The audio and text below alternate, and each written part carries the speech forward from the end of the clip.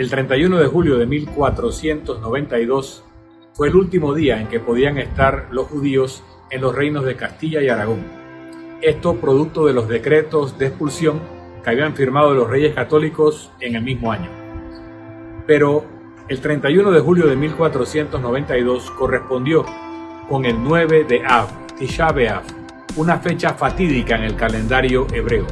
Fue un 9 de Av que los babilonios destruyeron el templo de Salomón en Jerusalén, y 4 siglos después, un 9 de Av, los romanos destruyeron el segundo templo de Jerusalén.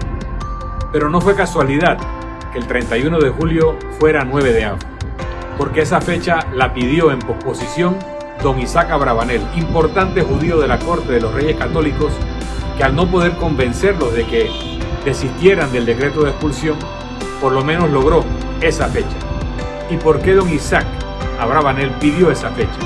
Porque don Isaac quería transmitirnos a las futuras generaciones que la expulsión de los judíos de Sefarat era algo tan trágico como la destrucción de los templos de Jerusalén.